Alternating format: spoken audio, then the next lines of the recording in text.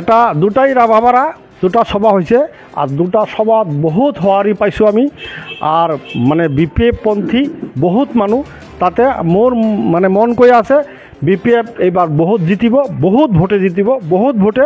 R 7 number সমষ্টিৰ কাৰণে মই হয়তো টিকিট পাম, মানে 99% টিকিট মই পাম, 1% ওপৰৱালাৰ ওচৰত। আৰ মই টিকিট পালে একদম যিমান মানুহ আছে সবৰ ঘৰে ঘৰে যাম আর সবাকে অনুরোধ করি কম বলে আমাক মানে এই বছর আমাক নতুন বছর হিসাবে আমাক 7 নম্বর সমষ্টিত ভোট দিয়ক আর ভোট দি জয়যুক্ত করক। আর আমি আপনালোকৰ লগে লগে থাকিম, য'ত মাতিব ততে যাম, আমি যিমান পাৰোঁ ভাল কাম কৰিম।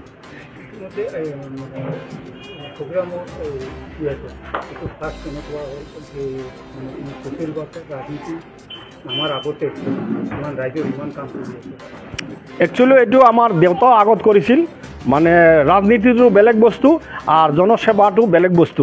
তো আমাৰ দেউতাও আগত এনেকা কাম কৰি আছিল, ৰাজনীতি নকৰি ৰাজনীতি কৰা নাই। আমাৰ ফেমিলিত ৰাজনীতি নাই, মই ফাৰ্ষ্টত এই ৰাজনীতিত আহিছোঁ। আৰ ফাৰ্ষ্টত অহাৰ লগে লগে মই যে গাঁৱতে গৈছোঁ সেই গাঁৱতে বহুত সমস্যা, বহুত ধৰনেৰ সমস্যা আৰ যি সমস্যা কৈছে সেইকাৰণে আমি সব সমস্যা সিহঁতৰ মানে সমাধান কৰি দিছোঁ। আৰ ৰাইজে মোক ভাল পাইছে বলে হ্যাঁ এনেকা নেতা এজন পালে আমাৰ 7 নম্বৰ সমষ্টি উদ্ধাৰ হ'ব। ইতিমধ্যে মানে যোৱা 17 পৰিৱৰ্তন নাম লৈ আছে, কিন্তু প্ৰগ্ৰাম 7 নম্বৰ সমষ্টিটো পৰিৱৰ্তন নাম লৈ অহাৰ পিছতো প্ৰগ্ৰাম উন্নতি হোৱা নাই। আমার 17 বছর যদিও BPF মানে জিতা নাই, কিন্তু BPF বহুত কাম করেছে, রাস্তাঘাট দলং হ্যাঁ ইত্যাদি স্কুল কলেজ বহুত কিছু করেছে। কিন্তু আজি আমার মানে এই 5 বছর যে গেল মানে ইউপিপিএল সরকার একচুৱেলি একো কৰবা পাৰা নাই। কি কাৰণে পাৰা নাই এটু সিহঁতৰ কথা।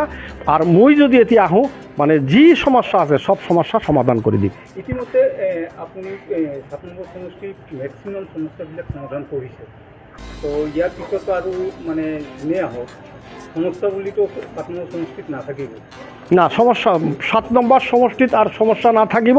সমস্যা যিমান আছে মোটামুটি 90% ক্লিয়াৰ কৰিছোঁ। আৰ জিতা মানে ওপৰৱালা যদি জিতাই মোক, জিতাৰ পিছত যিখিনি সমস্যা আছে সেইখিনি মই ক্লিয়াৰ কৰি দিম।